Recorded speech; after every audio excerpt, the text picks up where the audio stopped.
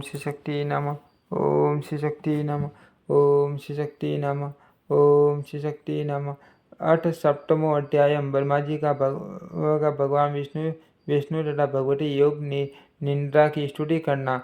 सूर्य बोले, तदंतर उन दोनों वीरों को देखकर सर्वशास्त्र बेटा ब्रह्मा जी साम दाम दान भेद आदि नीतियों के माध्यम से युद्ध की समाप्ति के उपायों को सोचने लगे। इनके वास्तविक बल का मुझे कोई ज्ञान नहीं है। नीति के अनुसार जिसके बल की जानकारी न हो उसके साथ युद्ध करना कदापि उचित नहीं होता। यदि मैं इस समय इन मदोन्मत्त दुष्ट दानवों की स्तुति करता हूँ तो इससे स्वयं मेरे द्वारा अपनी निर्बलता प्रकाशित होगी। निर्बलता प्रदर्शित करने पर इनमें से कोई एक ही मेरा वध कर देगा। इनके साथ इस समय मैं न तो दान नीति और न तो भेद नीति को ही उपयुक्त समझ रहा हूँ। और इस समय उचित यही है कि मैं शेष नाग पर सोए हुए चतुर्भुज एवं पराक्रमी भगवान विष्णु को जगाऊं। वे मेरी विपत्ति अवश्य ही दूर करेंगे। मन में ऐसा सोचकर कमल नाल का आश्रय लेकर पंच योनि ब्रह्मा जी मन ही मन दुख नाशक विष्णु के शरणागत हो गए। वे शुभ संबोधन के द्वारा योग निंदा के कारण स्पंद रहित उन नारायण जगतपति भगवान विष्णु को जगाने के लिए उनकी स्तुति करने लगे। ब्रह्मा जी बोले, हे दीनानाथ, हे हरे, हे विष्णु, हे वामन, हे माधव, भक्तों की पीड़ा हरने वाले, हे ऋषिकेश, हे सर्वव्यापी, हे जगतपते, हे अनंत स्वरूप, हे वासुदेव, हे अंतर्यामी, हे जगत के स्वामी, हे दुष्टों तथा शत्रुओं का संहार करने में एकाग्र चित्त वाले, हे चक्रधर, हे गदाधर, हे सर्वज्ञ, हे सर्वलोक के, हे सर्वशक्ति संपन्न, हे देवेश, हे दुख नाशन, अब आप उठिए और मेरी रक्षा कीजिए। हे विश्वभर, हे विशालाक्ष, हे पुण्य श्रवण कीर्तन, हे जगत सृष्टा, हे निराकार, हे सृष्टि पालन संहार के कारक, हे महाराज ये दोनों मंडोन्मत्त दानव मेरा वध करना चाहते हैं। हे सर्वाधार, मैं इस समय संकटग्रस्त हूँ। क्या आप यह नहीं जानते? हे माँ विष्णु, मैं इस समय दुख से अत्यधिक पीड़ित हूँ और आपके शरणागत हूँ। ऐसी स्थिति में यदि आप मेरी उपेक्षा करेंगे तो आपका जगत पालन का नियम निरर्थक हो जाएगा। इस प्रकार स्तुति करने पर भी जब योग निंदा में लीन भगवान विष्णु नहीं जगे तब ब्रह्मा जी ने विचार किया कि भगवान विष्णु अवश्य ही शक्ति के अधीन होकर योग निंदा के वश में हो गए, जिससे ये धर्मात्मा नहीं जग रहे। अब दुख से पीड़ित मैं इस समय क्या करूँ? अहंकार के मद में सूर्य दोनों दानव मुझे मारने के उद्देश्य से यहाँ आ गए हैं। अब मैं क्या करूँ और कहाँ जाऊँ? अब तो मुझे शरण देने वाला कोई भी नहीं है। इस प्रकार मन ही मन सोचते हुए वे एक निष्कर्ष पर पहुंचकर एकाग्रचित हो उन भगवती योग निंदा की स्तुति करने लगे। उन्होंने अपने मन में यह दृढ़ विचार रख लिया कि वे माँ शक्ति मेरी रक्षा करने में समर्थ हैं, जिन्होंने भगवान विष्णु को भी चेतनाहीन तथा निष्प्रभ कर दिया।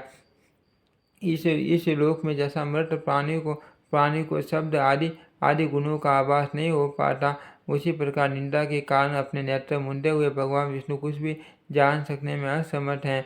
मेरे द्वारा नाना विधि स्तुति किए जाने पर भी भगवान विष्णु निंदा का त्याग नहीं कर रहे हैं। अतः मैं जानता हूँ कि निंदा इनके अधीन नहीं है, अपितु निंदा के द्वारा ही ये वशीभूत कर लिए गए हैं। जो प्राणी किसी के वश में हो जाता है वह निश्चय ही उसी का दास बन जाता है। अर्थ ये योग निंदा ही लक्ष्मीपति विष्णु की स्वामिनी हो गई है। जिस शक्ति के द्वारा सिंधु पुत्री लक्ष्मी के वश में रहने वाले भगवान विष्णु भी वशीभूत कर लिए गए हैं, उन्हीं भगवान ने निश्चित रूप से इस जगत को अपने अधीन कर रखा है।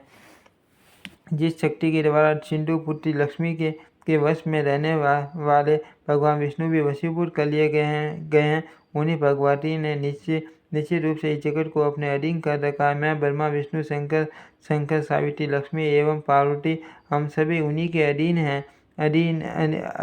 इसमें कुछ भी संशय नहीं है। भगवान विष्णु भी जिस शक्ति के वशीभूत होकर विवश हुए से उसी प्रकार सो रहे हैं। जिस प्रकार एक सामान्य प्राणी सोता है, तब अन्य महापुरुषों के विषय में तो क्या कहा जाए। अब मैं योग निंदा का ही स्तवन करूँगा, जिनकी कृपा से निंदा मुक्त होगा। जनार्दन सनातन भगवान वासुदेव युद्ध के लिए उद्योग करेंगे। तदनंतर ऐसा निश्चय कर कमल नाल पर विराजमान ब्रह्मा जी भगवान विष्णु के अंगों में व्याप्त उन योग निंदा की स्तुति करने लगे। ब्रह्मा जी बोले, हे देवी, इस जगत का कारण आप ही हैं।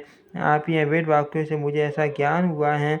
हे अम्ब, आपकी शक्ति से संपूर्ण विश्व को ज्ञान देने वाले पुरुषोत्तम भगवान विष्णु भी इस समय एक योग निंदा के वश में हो गए हैं। हे माता, समग्र लोग को मोहित कर देने वाली आपकी लीला को कौन जान सकता है। आपकी इस लीला से मैं तो मूढ़ हो गया और ये विष्णु परवश होकर सो रहे हैं। समस्त प्राणियों के मन में निवास करने वाली भगवती, करोड़ों देवताओं में भी ऐसा कौन विज्ञ है जो ऐसी आप निर्गुण का रहस्य जान सके। सांख्य शास्त्र के विद्वान पुरुष और प्रकृति से जगत की उत्पत्ति मानते हैं।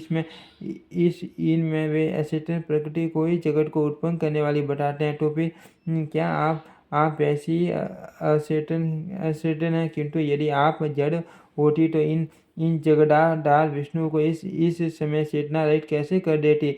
हे माँ माए, आप सगुण रूप धारण कर नाना विधि लीलाएं करती रहती हैं। अत आपके रहस्य में कार्यों का समय ज्ञान करने में भला कौन समर्थ है। हे भवानी, मुनिगण संध्या नाम से आपके गुणों को परिकल्पित करके तीनों समय प्रात मध्य साया निश्चित रूप से आपका ही ध्यान करते हैं। हे देवी, आप बुद्धि स्वरूपा होकर समस्त लोगों को ज्ञान देती हैं और लक्ष्मी रूप से सदैव देवताओं को सुख प्रदान करती हैं। हे माता, संपूर्ण प्राणियों में कीर्ति, मति, धृति, क्रांति सदा एवं रति रूप में आप ही विद्यमान है। हे देवी, प्रकार निंदा के वशीभूत विष्णु को देखकर विषम दुख की स्थिति को प्राप्त हुए मुझको ये प्रमाण मिल गया कि आप ही निसंदेह संपूर्ण जगत की जननी है। इस विषय में हम सैकड़ों तर्क वितर्क की कोई आवश्यकता नहीं है।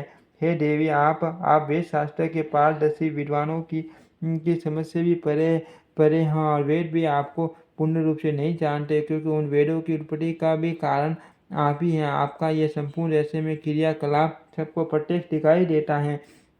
इस संसार में कौन ऐसा बुद्धिमान प्राणी है जो आपके संपूर्ण साहित्यों को जानने में समर्थ है। स्वयं मैं, ब्रह्मा, विष्णु, शंकर, देवगण, अन्य मुनि वर्ण तथा मेरे तत्वज्ञ पुत्र लोग भी उसे नहीं जान सके। संपूर्ण लोक में आपकी महिमा का वर्णन कोई नहीं कर सकता। हे देवी, यदि यज्ञों में वैदिक विद्वान हवन कार्य के समय आपके स्वा का नाम का उच्चारण न करे तो देवगण अपना यज्ञ भाग नहीं प्राप्त कर सकते। अतः आप ही देवताओं का भी भरण पोषण करती हैं। हे भगवती, आपने पहले भी समय समय पर दैत्यों द्वारा उत्पन्न किए गए भयों से हमारी रक्षा की है। उसी प्रकार इस समय भी हमारी रक्षा करे। मैं आपकी शरण में हूँ। हे देवी, हे वरदे, मधु के साथ भयानक इस कैटअप को देखकर मैं अत्यंत भयाक्रांत हो। आपकी योग माया ने भगवान विष्णु के शरीर के सभी अवयव को अपने वश में कर रखा है। अत वे मेरी इस विषय विपत्ति को नहीं जान रहे हैं। हे मां अनुभावे, या तो इस समय आप आदिदेव को मुक्त कर दे अथवा इन दोनों महादैत्यों का वध कर दे। इनमें से आपको जो उचित जान पड़े वह कीजिए। हे देवी, जो मन बुद्धि प्राणी आपकी विशिष्ट महिमा को नहीं जानते, वे विष्णु तथा शंकर आदि की आराधना करते हैं। हे जन्य, आज प्रत्यक्ष प्रमाण के रूप में मैं आपकी महिमा देख रहा हूँ कि भगवान विष्णु भी प्रगाढ़ निंदा के वशीभूत होकर सो रहे हैं।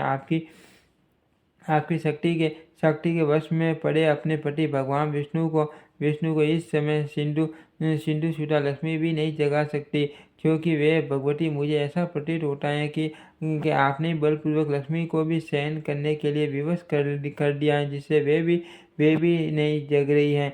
हे देवी, इस संसार में वे प्राणी धन्य हैं जो आपके शरणों में भक्ति भाव रखते हैं। अन्य देवताओं की तो उपासना त्याग कर आपके ध्यान में लीन रहते हैं और आपको ही संपूर्ण कामनाएं पूर्ण करने वाली कामधेनु तथा समस्त लोगों की जननी मानकर आपका भजन करते हैं। हे देवी, इस संसार में वे प्राणी धन्य हैं जो आपके शरणों में भक्ति भाव रखते हैं। अन्य देवताओं की तो उपासना त्याग कर आपके ध्यान में लीन रहते हैं और आपका ही संपूर्ण कामनाएं पूर्ण करने वाली कामधेनु तथा समस्त लोगों की जननी मानकर आपका भजन करते हैं। बुद्धि, क्रांति, यश, शुभ, वृद्धि आदि गुण इस समय भगवान विष्णु का परित्याग कर कहाँ चले गए हैं। हे भगवती, अतिशय मानव वाली आपकी शक्ति से ये भगवान विष्णु इस समय निंदा के वशीभूत हो गए। अखिल प्रभाव वाली आप ही जगत की एकमात्र शक्ति हैं और आपके द्वारा रचा गया सब कुछ आपकी लीलाई है। जैसे कोई नट अपने ही द्वारा निर्मित नाट्य में अभिनय करता, उसी प्रकार आप भी अपने ही द्वारा निर्मित मोह जाल में नाना विधि लीलाएं करती रहती हैं। युग के आरंभ में आपने सर्वप्रथम विष्णु का सृजन किया, सबके पालन के लिए उन्हें निर्मल शक्ति प्रदान की और इस प्रकार समस्त जगत की रक्षा की। उन्हीं भगवान विष्णु को निंदा भी बुद्ध कर आपने इस समय सुला दिया है। अब आपको जो उचित जान पड़ता है आप निश्चित रूप से वही क्या करती है। हे भगवती, यदि आप मेरी सृष्टि करके मुझे नष्ट कर देने की इच्छा नहीं रखती तो अपना यह मौन त्याग कर मेरे ऊपर दया कीजिए। हे भवानी, आपने काल रूप इन दोनों दानवों को किस लिए उत्पन्न किया है? कहीं आपने मेरे उपास के लिए तो ऐसा नहीं किया। हे भवानी, अब मुझे आपके अद्भुत चरित्र का ज्ञान हो गया। समस्त जगत की रचना करके आप उसी में स्वेच्छा से विहार करती हैं और पुण्य उसे अपने में जैसे समाहित कर लेती हैं, उसी प्रकार मुझे नष्ट कर देना चाहती हैं तो इसमें कोई विचित्र बात नहीं है। हे माता, यदि आप यही चाहती हैं तो मेरा वध कीजिए। हे जगदम्बे, मुझे मरण जनित दुख की लेश मात्र भी चिंता नहीं है। हाँ, आपको यह मान कलंक अवश्य लगेगा कि आपने जिसे सर्वप्रथम सृष्टिकर्ता बनाया उसे दैत्य ने मार डाला। हे देवी, अब आप उठिए और अपना अद्भुत रूप धारण कीजिए। हे बाल लीला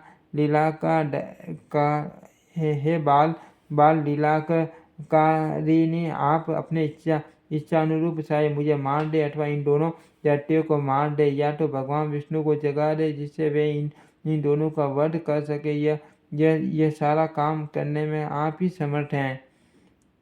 सूत जी बोले, ब्रह्मा जी द्वारा इस प्रकार स्तुति किए जाने पर विष्णु के शरीर से निकलकर तामसी देवी उनके समीप खड़ी हो गई। तदनंतर अतुलित तेज वाले विष्णु के समस्त अंगों को छोड़कर योग निष्ठा उन दोनों का संहार करने के लिए बाहर निकल आई। योग माया के प्रभाव से मुक्त हुए वे जनार्दन जब चेतना युक्त शरीर वाले हुए तब उन विष्णु को देखकर ब्रह्मा जी को परम प्रसन्नता हुई। इति श्रीमद्देवी भागवते महापुराणे षष्ठादशाध्याय्यां संहितायां प्रथमस्कन्धे विष्णुपर्वतो नाम सप्तमोऽध्यायः। ओम श्री शक्ति नमः। ओम श्री शक्ति नमः। ओम श्री शक्ति नमः। ओम श्री शक्ति नमः। ओम श्री शक्ति नमः।